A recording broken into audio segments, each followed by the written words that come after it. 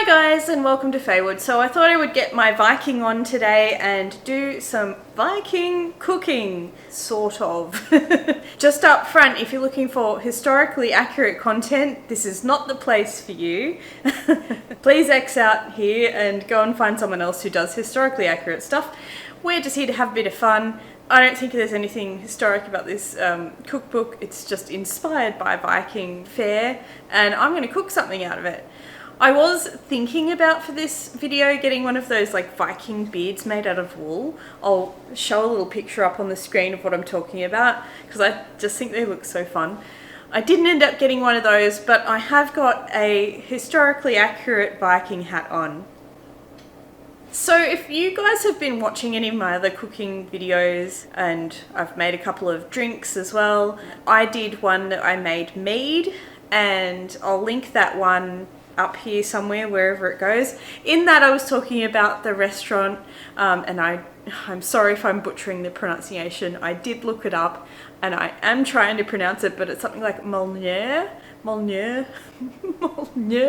It's Thor's hammer, it means, and I am so bad at pronouncing that. But look, it's such a fun restaurant in Melbourne. I think they have a few others in Australia as well. Not sure if there's any international ones for this franchise as well. But it's so much fun and the food is lovely and it's just a really cool experience. And look, I think it's probably more of an inspired by Vikings rather than anything too historically accurate, but they do give you some facts and stuff when you're there about what they ate and some of the stuff about what they drank, and it's got a really cool atmosphere and stuff like that. Anyway, they had a cookbook going for sale. I think this was, for us, lockdown number 2, I want to say. I saw this come up on my Facebook feed and I was like, oh, I'd love to go out to dinner, but maybe the next best thing is to get a cookbook. So I'll just show you the cookbook. Ta-da! Now I'll try and link to this in case anyone is interested in getting the cookbook. I believe I bought mine for about $80. I don't know if that's the running rate for them at the moment. It did also have like a voucher, I think, for discounted drinks or something at their restaurant, and I've since seen one where it's like leather bound and stuff. Like, I think it might be the same book inside, but like it has a leather covering on it, and I was like, oh man, that would have been so cool. But I have enjoyed this cookbook. I have actually made a few things in here so far for my husband. A fish dish, or maybe I made the fish dish twice, I don't know, I can't remember if I made 2 different dishes. I definitely made a fish dish. Say that 5 times fast. My understanding is Vikings ate a lot of fish. They actually ate quite healthily by the sounds of it, and they got more of their calories from drinking mead. Or at least that's what I recall from when we went to the restaurant, of the information they gave us. And the cocktails they had here are so good. Pretty sure Vikings didn't actually drink cocktails, but yeah. They tasted really good anyway. And you know, they've got a little bit in here about the restaurant and the staff, and they have got a couple of like stories in here as well. The story of how Mjolner, Thor's hammer, came to be, which I think is really fun. So it's really in theme. And then they've got a bunch of different recipes. There's even some cocktails in there as well.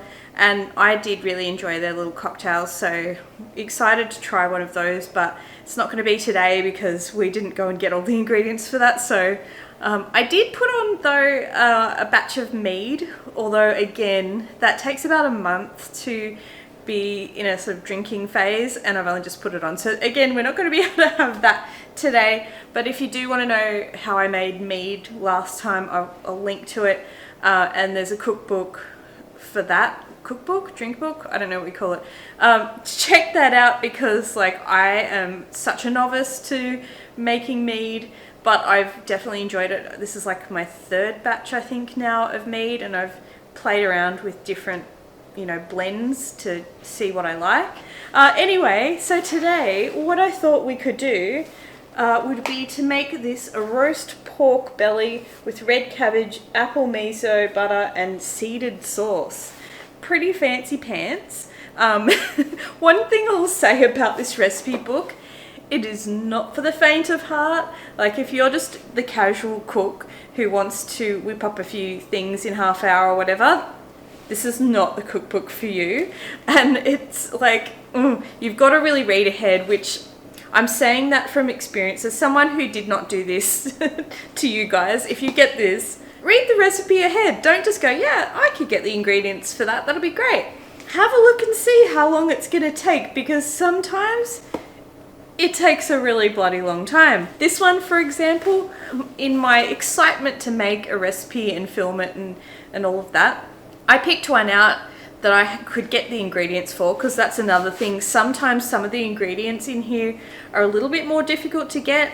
I think it's because they're really trying to give you like restaurant quality type dishes in here, which I love the idea of, but it can be challenging. So I picked one out that I could get the ingredients without too much difficulty at the supermarket. Didn't really read ahead, and then realized when I went to make it, oh, okay, I need to prep things days and days and days in advance. So you will see some of me, putting together the cabbage. That happened 5 days ago now, because yeah, this one is a long recipe in that regard. It doesn't look like there's like a lot of actual steps. Like, it doesn't look like it's too difficult to make. It's just that you've got to time it, so you've got to do some prep beforehand. I had to prep the pork as well beforehand, brine it and everything like that last night, and then take it out, dry it off before I put it in the oven. So there's a bit of that to keep in mind when you're doing the recipes, but so far I have enjoyed them. I also will say a couple of the recipes, there were, I think, some slight errors. And like this one, when it was talking about the brine, it was like, put 2 cups of water in a big dish. And I did that, and it was like this much brine and this much pork. And I was like, that doesn't seem right, so I'm just gonna not do that. So I will say, keep that in mind as well if you do get this cookbook. But otherwise, I think it's a lot of fun. Alright, so without further ado, let's get cooking.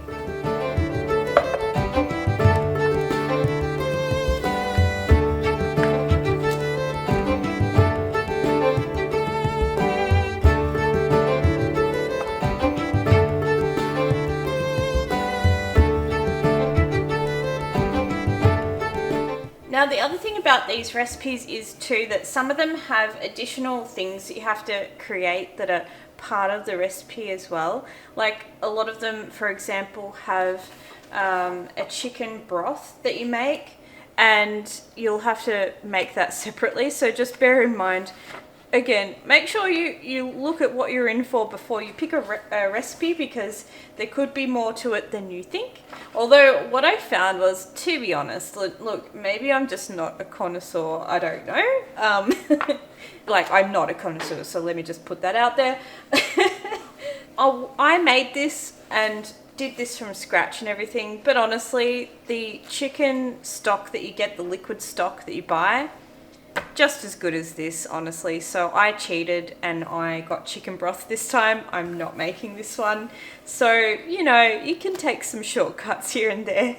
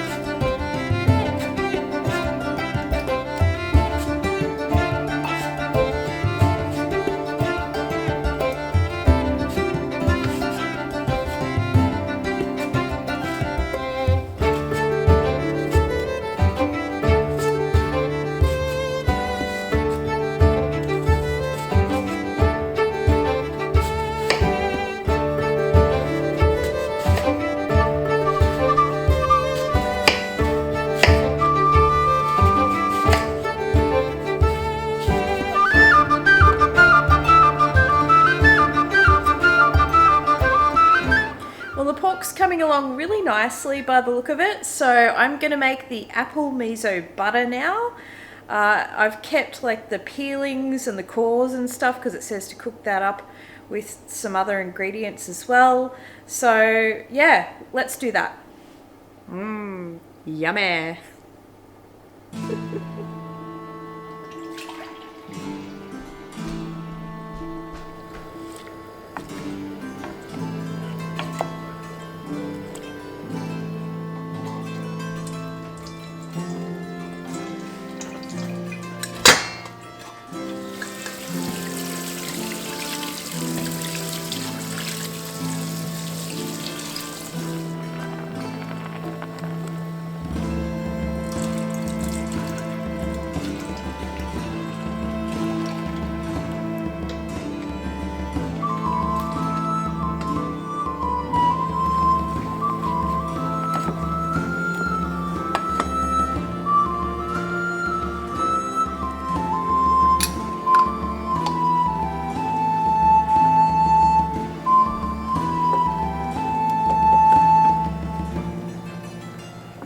Right, it's getting late. It's taking me a bit longer than I anticipated, which seems to be always the case with these things.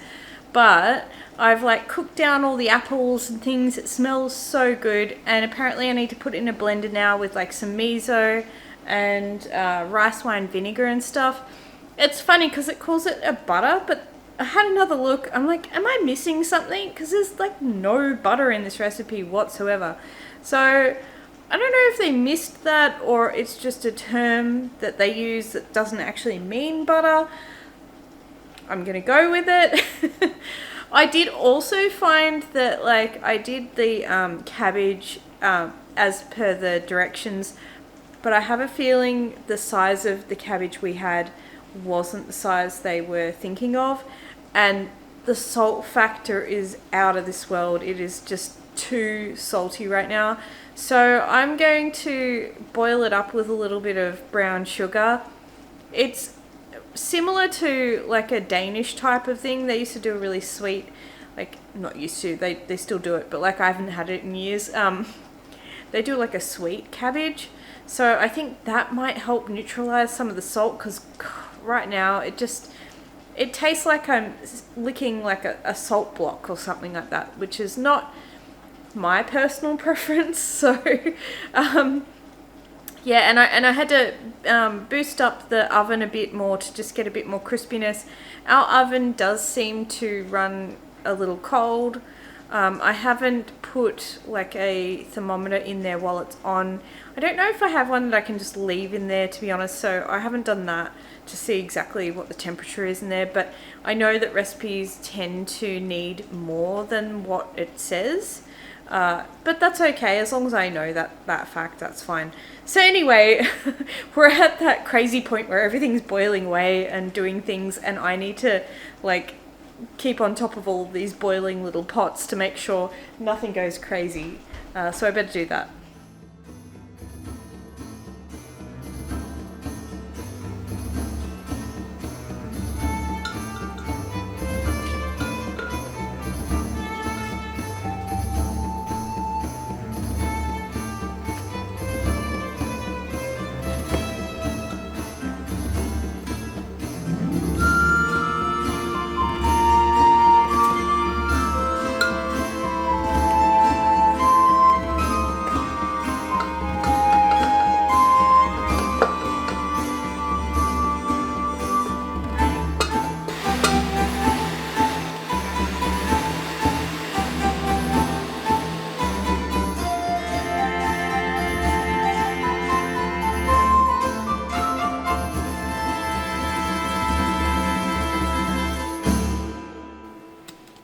Let's give this a try. If I cut it, gosh. Looks good. Get a bit of everything. Quite good. This is too salty still. I feel like this needs to be more appley. The pork was done really, really well. It's very, very flavoursome. Like I would cut down on the flavours weird to say, but you could easily adjust it to make it very nice. Yeah, I think less miso, less salt. 100% More. less salt. Editing me here, I thought I should come on and just let you guys know I couldn't even finish this dish because all over it was just a big bucket of salt. The cabbage I was inedible for me, and the miso apple sauce stuff had way too much miso, and I kind of suspect it was meant to be teaspoons and not tablespoons. And I just didn't like it. I did try the pork again though, and the pork was actually good. And I did have a look back through the recipes that I've done before, and there's 2 recipes that I've done before that I actually did like, and I'll list those down below in case you want to know which ones I thought were okay. I will also say though that the jus gras, and I don't know if I'm pronouncing that correctly, I followed that recipe when I first made some of these other recipes, and it just was not correct. It did not look anything like the pictures, and I followed all of the instructions and bought everything I was needed to buy. So I just wanted to put that out there so that you had a full picture of my thoughts on the cookbook. There's some good, but there's some bad. Alright guys, so final verdict. It's good, but I feel like the recipe book is missing steps. Like, it's not as good as it looks. Like, it looks totally different and I'm following the steps exactly. And I just feel like there's something missing here. I don't know that they've tested their recipes, but it's okay. Like, it's nice enough. So just be warned if you get the cookbook that some of the recipes, like, they don't necessarily have all the information you need to get a really good restaurant quality dish out of it. I would love them to like do another cookbook, but maybe take a bit more time with the recipes themselves. Anyway, I hope you guys have enjoyed watching me make this Viking inspired dish. We're going to go eat now because it's really late. And I'll see you next time in Faewood. Bye guys.